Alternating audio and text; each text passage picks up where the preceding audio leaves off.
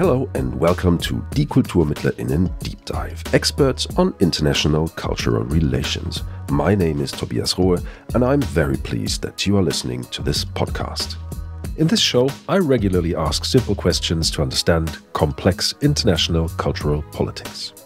The answers will come from my guests, all experts in their fields. And I'm sure that you and I will gain some deep insights into how culture and politics are related and researched.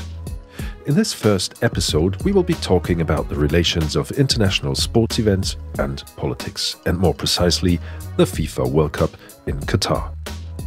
Political scientist Claus Leggewie will be sharing his perspective on the topic. The professor at the University of Gießen in Germany is a founder of the Center for Media and Interactivity, former director of the Institute for Advanced Study in the Humanities in Essen, Germany, and long-standing member of the German Advisory Council on Global Change. In 2016, Claus Leggewie published an article on sports, culture, development and foreign policy in IFA's magazine Culture Report Progress Europe. I'm looking forward to find out what he has to say on this topic now, 8 years later, since the Soccer World Cup in Qatar seems to have a greater, global, and above all, more political impact than other major sporting events before. What role does sports play in international relations? How much politics can it take? These are the kind of questions I'm going to ask Professor Claus Leggewie. Mr. Leggewie, for the first time, the Football World Cup takes place in an Arab country, namely Qatar. Is sport suitable for understanding cultures and building cultural bridges? Well, to be honest, I always thought that the narrative of friendship between nations at world championships or Olympic Games has always been a myth.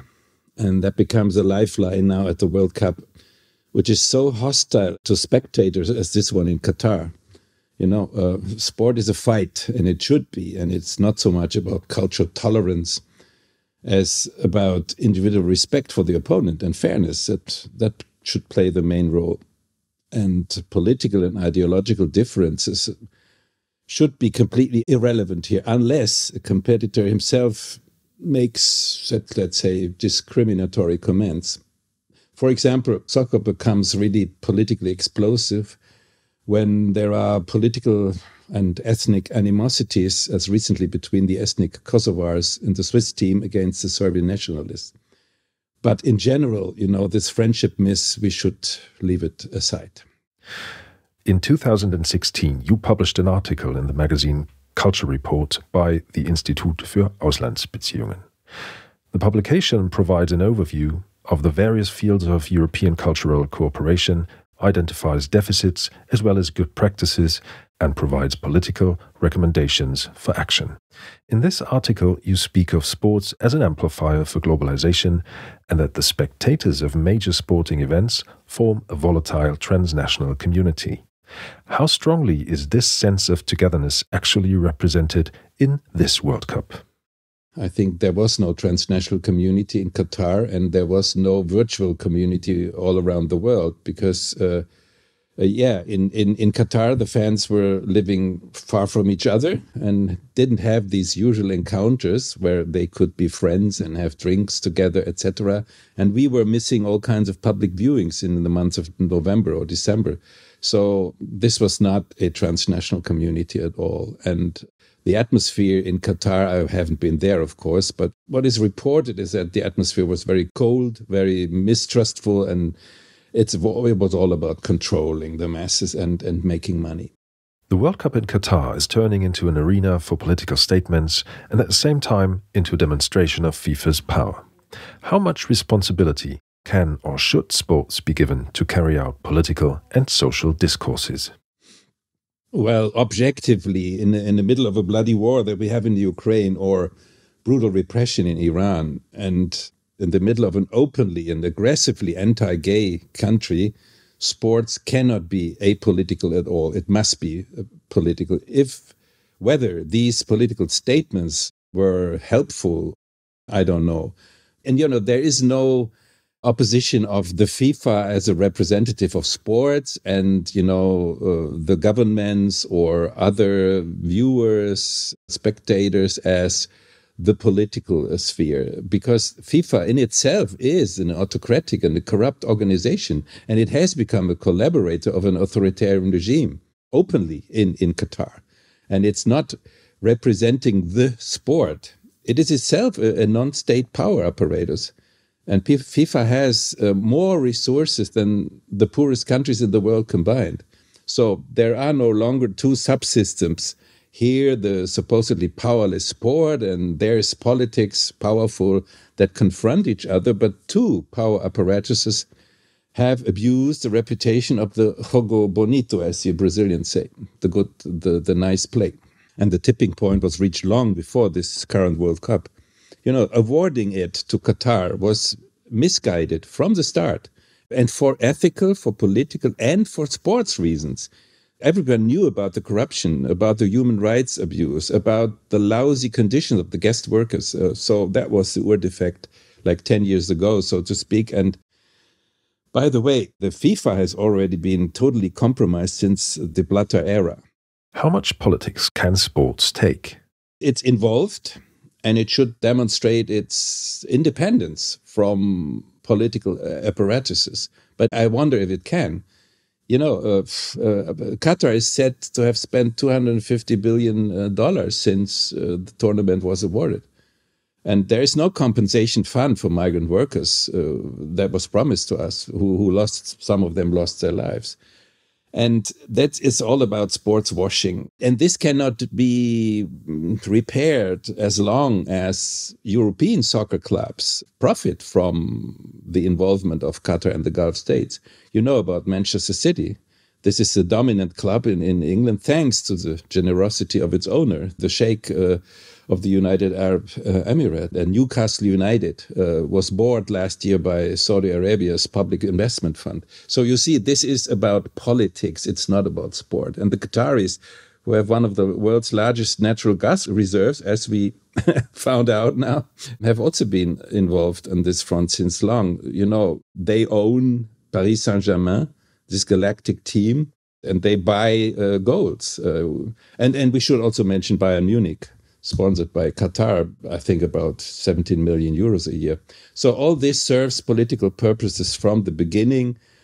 And Qatar, with its wealth, is not only selling optimally in sports, it has become an economic player of sorts and an international middle power. And that's what it is about. So if we would have to distinguish sports from politics, we should go back like at least 30 years. And I think it's quite impossible or difficult, because it's not a question of North and South, or West and South. The Western actors have massively promoted this World Cup, and they totally agree. And then, the One Love band, etc. This is all a bit like lyrics.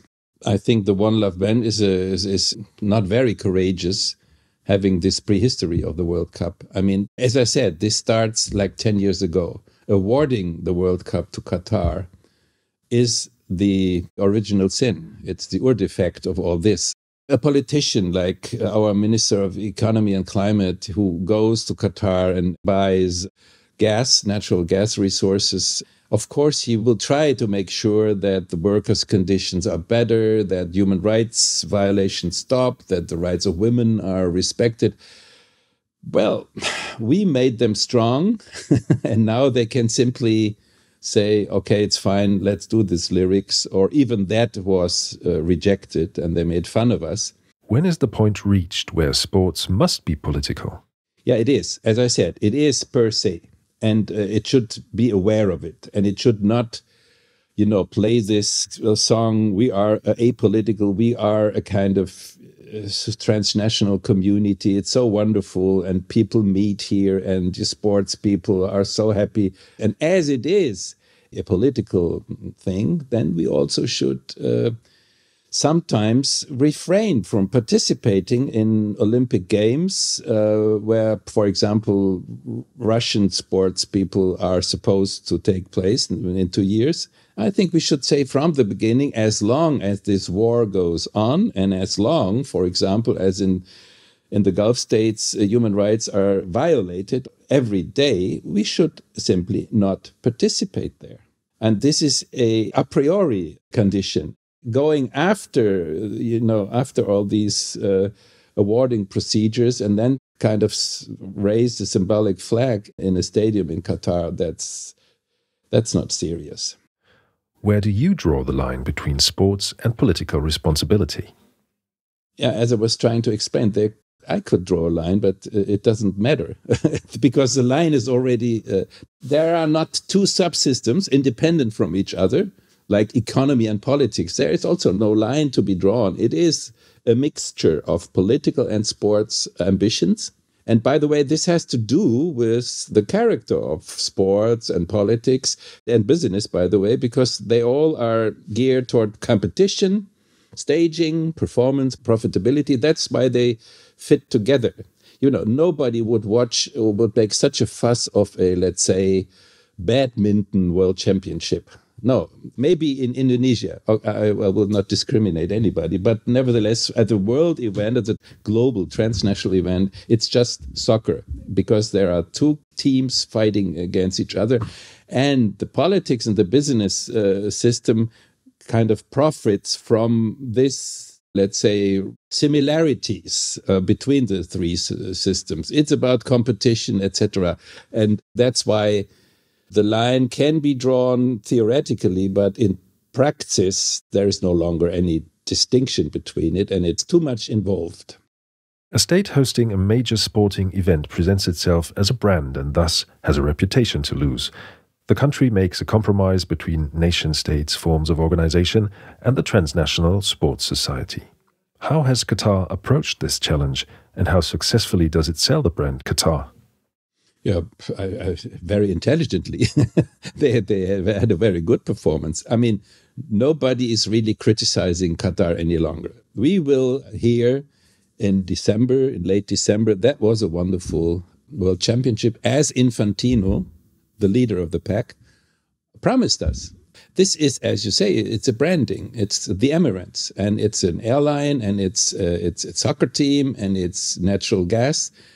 And they kind of evolve into an economic and political middle power in the Near East.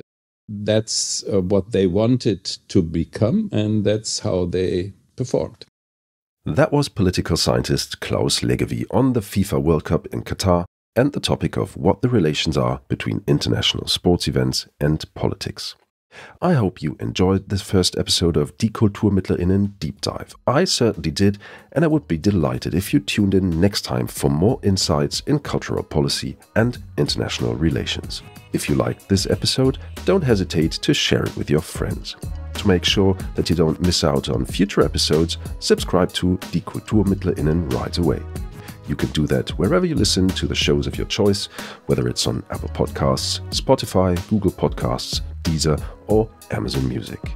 And while you're there, don't forget to listen to our regular episodes of Die KulturmittlerInnen with dozens of in-depth conversations on the topic of culture in foreign policy.